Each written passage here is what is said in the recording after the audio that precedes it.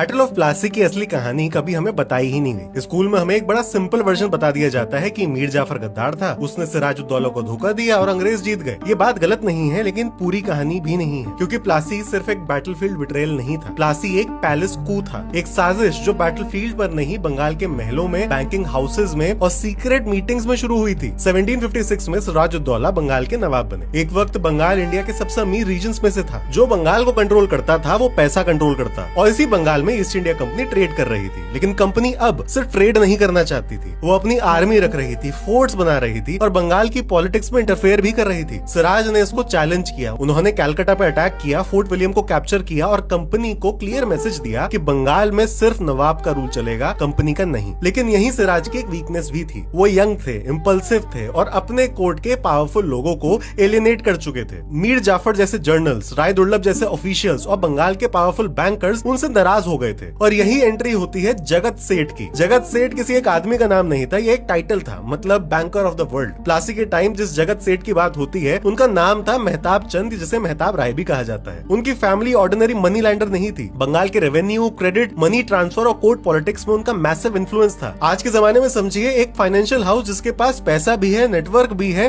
और king maker वाली power भी। एक फेमस इंसिडेंट के मुताबिक सिराज ने पैक्ड कोर्ट के सामने जगत सेठ को थप्पड़ मार दिया। सच जो भी हो, मैसेज क्लियर था। सिराज और बंगाल के पावरफुल एलीट्स के बीच में ट्रस्ट टूट चुका था। मेहताब चंद को डर था कि सिराज उनकी वेल्थ को सीज कर सकता है। मीर जाफर को नवाब बनना था। रॉबर्ट क्लाइव को बंगाल पर कंपनी का कंट्रोल चाहिए था। यानी सबके पास अपने मोटिव्स थे। अब इन मोटिव्स को कंपनी ने कॉन्स्पिरेसी में बदल दिया। 23 जून 1757 प्लासी का बैटलफील्ड। सिराज के पास नंबर्स थे, क्लाइव के पास साजिश थी। क्रूशियल मोमेंट पर मीर जाफर खड़े रहे, राय दुर्लभ पैसिव रहे, मोहनलाल और मीर मदन लड़ते रहे, लेकिन आर्मी का बड़ा हिस्सा अपने नवाब को गिरते हुए देखता रहा। बैटल के बाद सिराज भाग गए, उन्हें पकड़ा गया, उनकी हत्या कर दी गई। मीर जाफर नवाब बना दिए गए, लेकिन असली पावर कंपनी के पास चली गई। और प्लासी के सिर्फ 8 साल बाद 1765 में कंपनी को बंगाल की दीवानी मिल गई, मतलब बंगाल का रेवेन्यू कलेक्ट करने का राइट। यही मोमेंट था जब east India company trading company से इंपीरियल पावर बन चुकी थी। इसलिए प्लासी को सिर्फ मीर जाफर की गद्दारी कहना हिस्ट्री को छोटा कर देना है। मीर जाफर ने धोखा दिया, ये सच है, लेकिन मेहताब चंद जैसे फाइनेंशियल पावर ब्रोकर्स ने इस साजिश को